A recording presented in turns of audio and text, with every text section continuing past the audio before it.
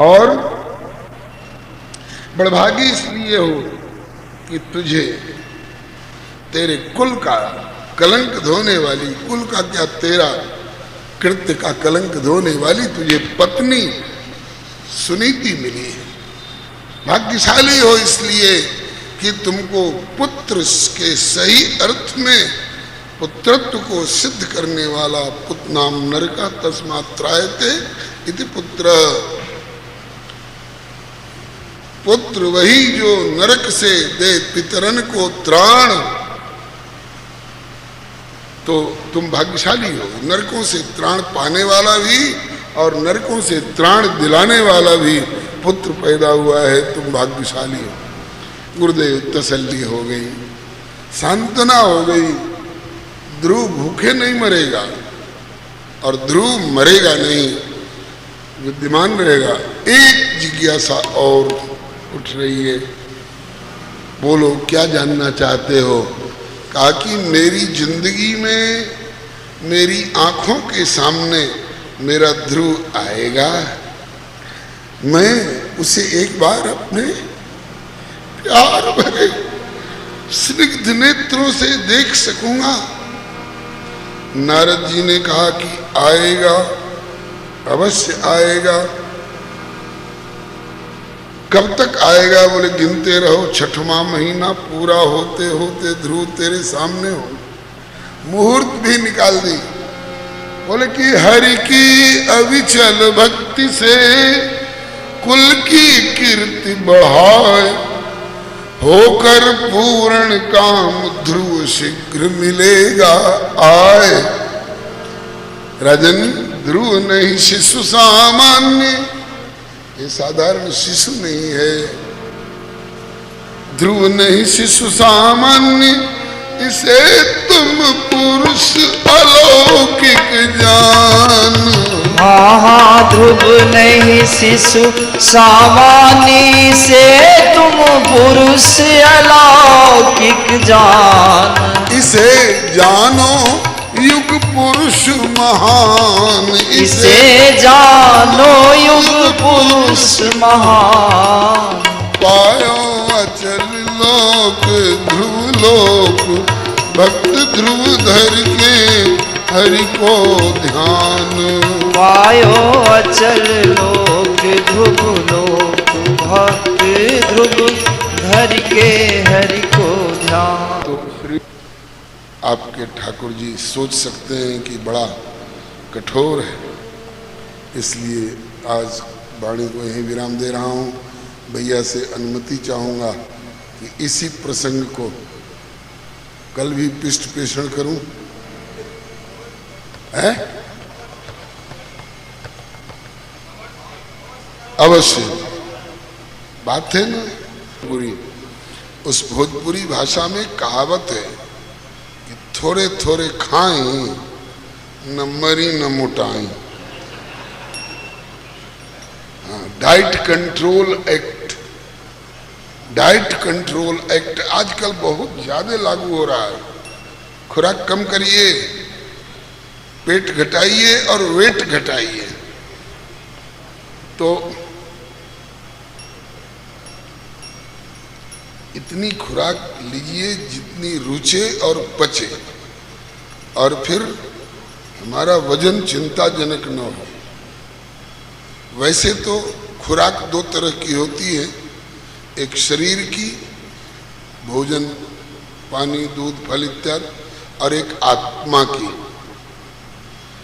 ये आत्मा की खुराक है। बिन पानी भोजन बिना ये उदर मचावे क्रांति, ऐसे ही बिना भजन सत्संग के मिले न मन को शांति।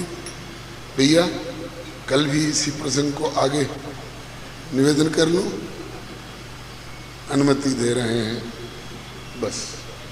और प्रसंग को ठिकाने पर पहुंचाने का प्रयास भैया भी कर रहे हैं। प्रभु का नाम लीजिए, हरे राम से शुरू करें कि हरे कृष्ण से, यह भी प्रश्न कभी कभी उठ जाता है। एक नया कीर्तन मिल गया,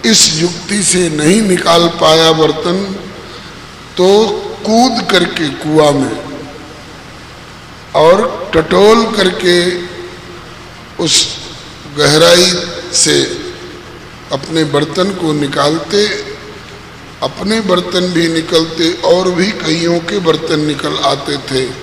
सबको प्रसन्नता होती, मेरा बर्तन मुझे वापस मिल गया।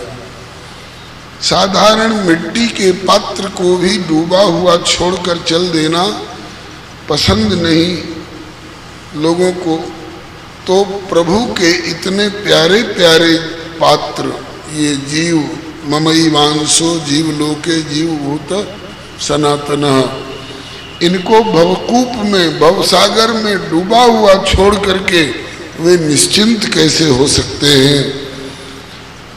भरसक तो वेद के पुराण के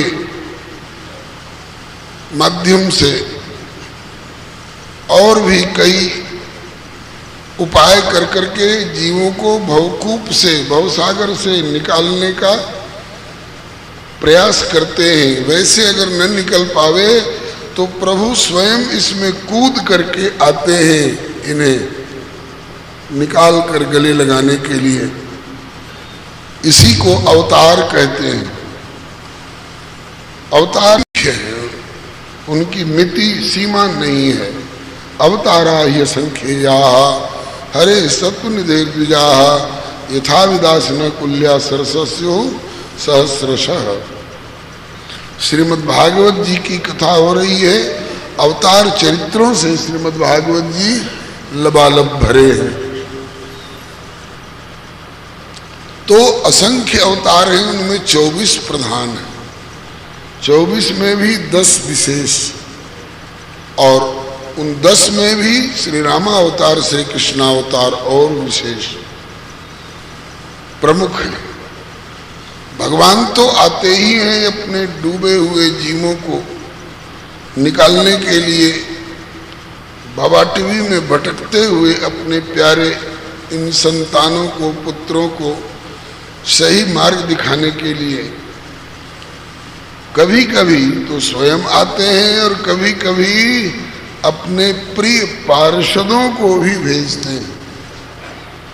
कबहुक आवत आप प्रभु सकल जगत के नाथ, और कबहुक भेजत पार्षद कि जग को करहु सनाथ। दो एक उदाहरण। स्वयं तो आते ही हैं। पहले 24 अवतार में गिनती जिनकी जिनकी हुई वे तो आए ही। इस कलिकाल में श्री चैतन्य महाप्रभु जी के रूप में प्रभु ही पधारे। श्री रामानंदाचार्य के रूप में स्वयं प्रभु ही पधारे। श्रीमद् वल्लभाचार्य महाप्रभु जी के रूप में प्रभु स्वयं ही पधारे। अहम वैश्वानरो भूत्वा प्राणिनाम देहमाश्रितः, ये वैश्वानरावतार कहे जाते हैं श्रीमद् वल्लभाचार्य महाप्रभु जी। स्वयं तो आते ही हैं, अपने पार्षदों को भेजते हैं। भूतल पर पधारो, मेरे डूबते हुए जीवों को उबारो। भवाटवी में भटकते हुए प्राणियों को मेरे सन्मुख करो। किनको किनको भेजा? श्री शेष जी को भेजा, श्री रामानुजाचार्य बन के जाओ। श्री वाल्मीकि जी को भेजा, आप तुलसीदास बन करके धरती पर अवतार लो। श्री वेदव्यास जी को भेजा, आप बाबा माधवदास बन करके जाओ। श्री शंकर भगवान को भेजा, आप आद्य शंकराचार्य के रूप में धरती पर पधारो, जीवों को रास्ता दिखाओ। इस प्रकार से समय समय पर अपने पार्षदों को भेजते रहते हैं। श्री सुदर्शन चक्र जी, जिनने अम्बरीश जी की रक्षा में तत्परता दिखाई,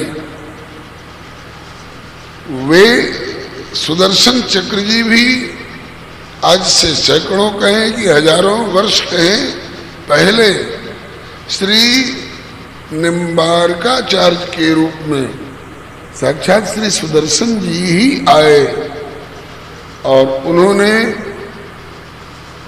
श्री सनक सनंदन सनातन शरद कुमार वाले अवतार के द्वारा बताया हुआ उपदेश हम लोगों के बीच में प्रस्तुत करके हमारा मार्ग प्रशस्त किया, आलोकमय किया। लगता है कि उन्हीं श्री सुदर्शन जी को,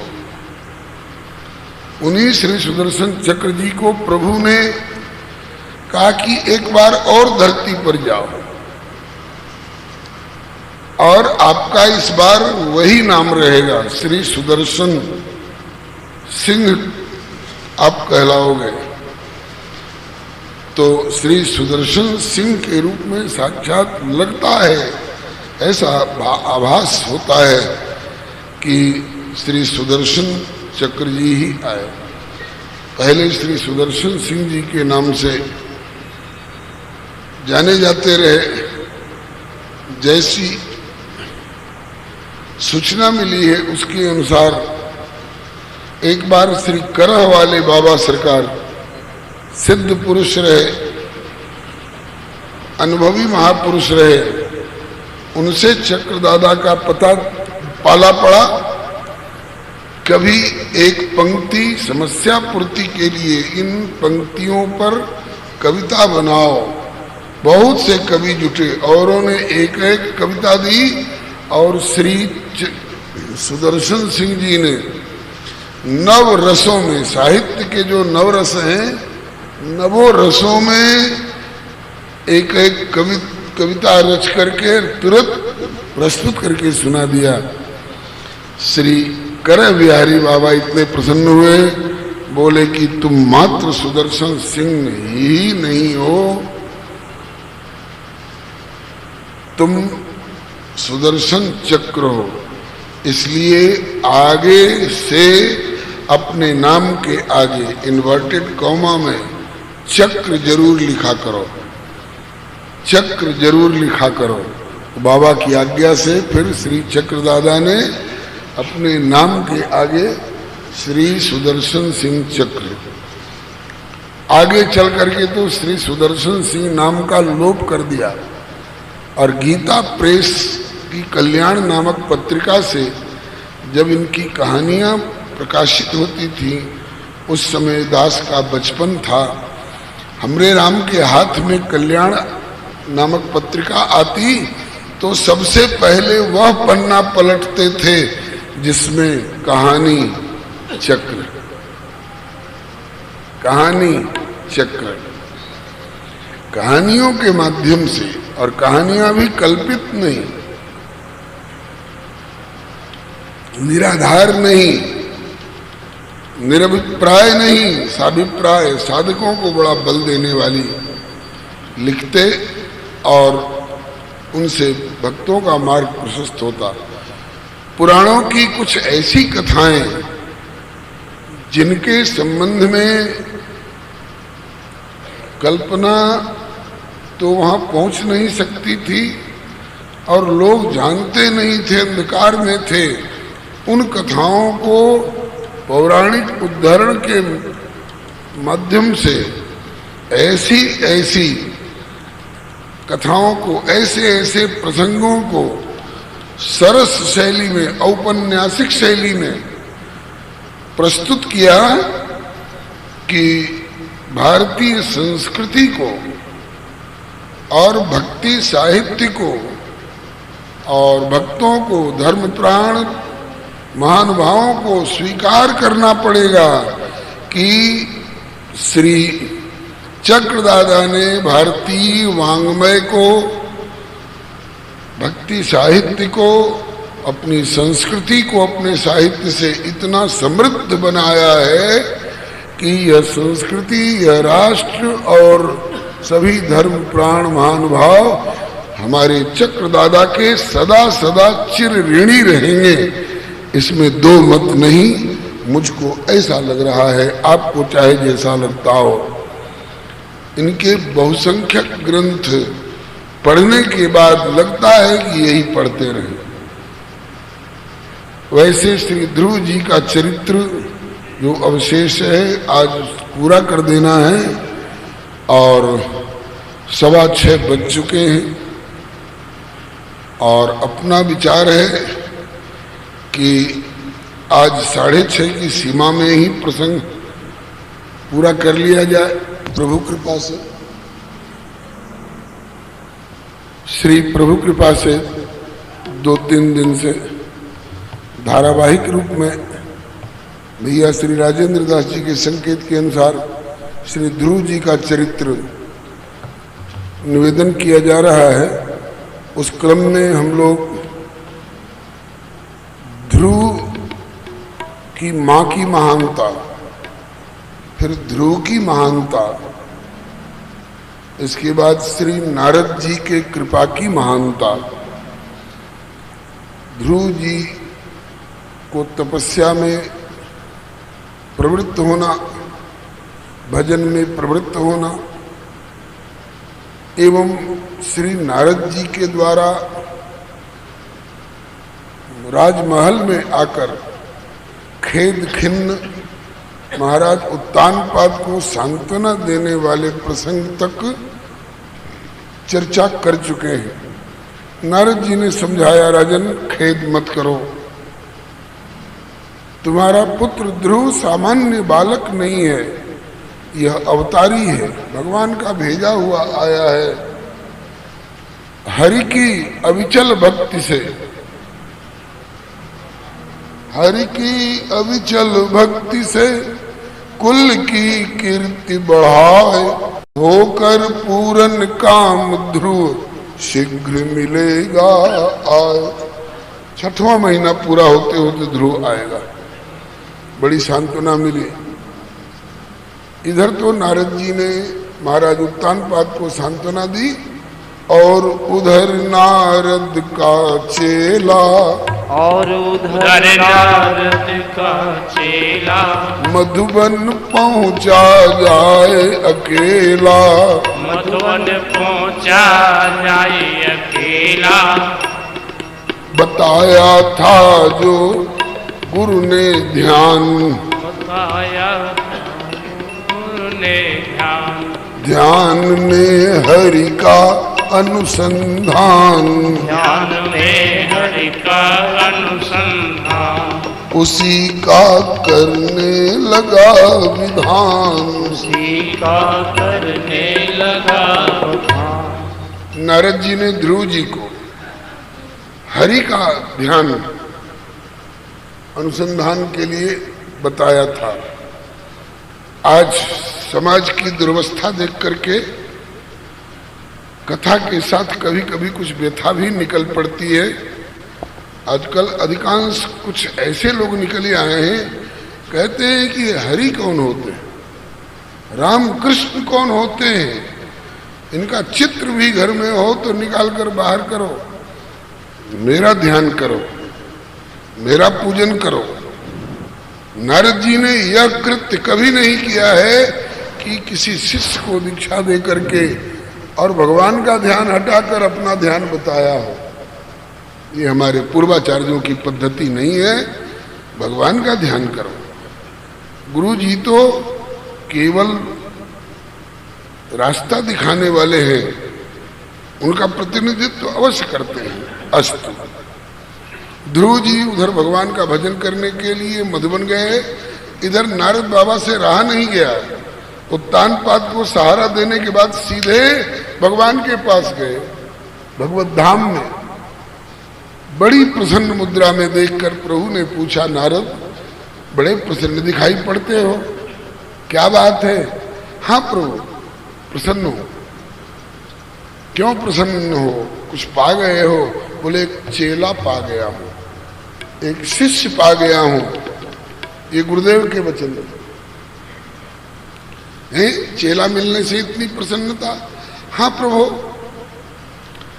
सुयोग्य गुरु पाकर शिष्य को प्रसन्नता होती है, तो सुपात्र शिष्य पा करके गुरु को भी प्रसन्नता होती है। किस लिए?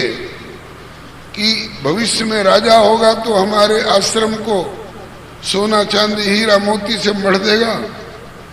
नहीं नहीं नहीं, नारद जी ने कभी किसी शिष्य से एक पाई दक्षिणा की आशा नहीं की, दिया ही दिया है, किसी से कुछ लिया नहीं है। आज तक अपना कोई ऐसा आलीशान चकमक में डालने वाला आश्रम नारद जी ने नहीं बनाया है। तो श्री नारद बाबा ने कहा कि प्रभु एक शिष्य की प्राप्ति। भगवान ने पूछा कैसा है? बोले महाराज विलक्षण है, उम्र मात्र 5 वर्ष की है, लेकिन निष्ठा ऐसी कि उसने अपने बाबा मनु जी को भी मात कर दिया। मनु जी ने भी भजन किया, भगवान मिले चौथे पन्ने और 28,000 वर्ष तपस्या करने के बाद आप मिले। और ये तो विलक्षण भक्त है, लगता है कि इसके पास आपको तुरंत जाना पड़ेगा, जल्दी से जल्दी जाना पड़ेगा। बोले ठीक। आपने क्या कह दिया? बोले मंत्र विधि, मंत्र का अर्थ बता करके आया हूँ, भजन करने को कह आया हूँ, और कह के आया हूँ कि 6वां महीना पूरा होते होते भगवान तेरे समक्ष आएंगे, दर्शन देंगे। प्रभु ने छाती पर हाथ रखा, हाय नारद ये तुमने क्या किया? क्यों प्रभु कुछ भूल हो गई मुझसे? अरे कहा कि ध्रुव तो मुझे इतना प्यारा लग रहा था कि राजधानी से बाहर निकला और मेरे मन में आई कि गोदी में उठाकर चूम लूं, प्यार करूं, और तुमने जाकर के ये 6 महीने की दीवार खड़ी कर दी मेरे और उसके बीच में। इतने नन्हे बालक के साथ इतनी कठोरता। नारद बाबा ने पूछा कि प्रभु जब इतना प्यार उमड़ रहा था तो क्यों नहीं उठा लिया, गले लगा लिया? प्रभु ने कहा कि लाचार था मैं। क्यों? मेरी ही बनाई हुई मर्यादा है कि बिनु गुरु भवन निधि तरे न कोई। गुरुत्व के अभाव में मैं स्वयं सीधे सीधे कैसे अपना लेता? तो मैंने तो इस अभाव की पूर्ति के लिए आपको भेजा वहां प्रेरणा करके। आपने गुरुत्व के अभाव की पूर्ति तो कर दी, लेकिन आपने मेरे और उस नन्हे मुन्ने के बीच में 6 महीने की दीवार जो खड़ी कर दी। प्रभु ने कहा कि नारद जी ने कहा कि प्रभु पसीने की कमाई के प्रति ममता होती है, और जो आसानी से मिल जाने वाला होता है उसकी कद्र नहीं होती है। व्यवहार जगत में देखें, है घटना बात की। दुर्योधन को ठाकुर जी बिना परिश्रम के, बिना भजन के मिल गए, कदर की। कहता है कि चल चल चल, नंद की गाय चरा, तू क्या जानेगा राजनीति और धर्म नीति। इतनी इसमें बोलियो दुर्योधन कौन कियो उपचारो, राजनीति को मर्म न जाने तू तो गौ चरा मन हारो। तो प्रभु कुछ भजन साधन के पश्चात ध्रुव को आप मिलोगे तो ध्रुव आपकी कदर करेगा। बोले ठीक है। गुरु जी जो करते हैं ठीक ही करते हैं। गुरु कुम्हार शिष्य कुंभ है, गड़ी गड़ी काढ़े खोट, अंदर हाथ संभार के बाहर मारे चोट। घड़ा फोड़ना है क्या? नहीं, उसको मजबूत करने के लिए चोट मारता है। आमा में पकाता है, फिर टोल मारता है कि दरार तो नहीं पड़ी, जल डाल करके जांचता है चुचाता तो नहीं है। फिर जब ठोस निकला, बोले अब इसमें कोई भी तरल पदार्थ रखा जा सकता है। तो ध्रुव ठोस हो करके आपको प्राप्त करेगा तो आपके प्रेम को संजो पाएगा। ठीक है, ठीक है। इधर ध्रुव जी भजन करने लगे। भजन की पद्धति, अन्न खा करके भजन में आलस होता है, इसलिए फल खा करके, फल में भी कुट्टू का आटा, पकौड़े और उसको दही में भिगो करके अमुक नमक, अमुक नमक, अमुक जीरा, अमुक जीरा, ये सब। सिंघाड़े का हलवा नहीं, नहीं, वर्णन आया है त्रिरात्रांते त्रिरात्रांते कपित्थ बदरासन। 3 दिन भूखे रह करके भजन भजन भजन, और 3 दिन के बाद फिर कपित्थ मने कैथ और बदरासन, बेर का फल। माघ फागुन का महीना रहा होगा, तो 3 महीना तो यूं कपित्थ बदरासन हो करके भजन किए। दूसरा महीना आया तो फल खाना छोड़ दिया, घास पत्ती खा करके गुजारा करने लगे, वो भी 6 दिन पर एक बार। तीसरा महीना आया तो हरी पत्ती भी लेना छोड़ दिया, अपने आप पत्ते सूख कर जो गिर पड़ते थे वृक्ष के नीचे, उनसे गुजारा करने लगा बालक, और वो भी 9 दिन पर एक बार। अगला महीना आया तो सूखी पत्ती लेना भी छोड़ दिया, केवल जल पी करके भजन करने लगा बालक। भजन में प्रगाढ़ता होती जा रही है, केवल जल पी करके भजन करने लगा बालक, वो भी 12 दिन पर एक बार। 5वां महीना आया तो जल भी पीना छोड़ दिया, केवल वायु पूरक खींच करके कुंभक में ठहरा देता प्राणवायु को, और भजन करता, ध्यान करता प्रभु का, वो भी 15 दिन पर एक बार। और जब 6वां महीना आया तो बालक ने वो वायु भी लेना छोड़ दिया, रेचक करके भीतर वाली वायु को भी बाहर कर दिया, और अब पुनः पूरक खींचने की जरूरत नहीं समझा। जब तक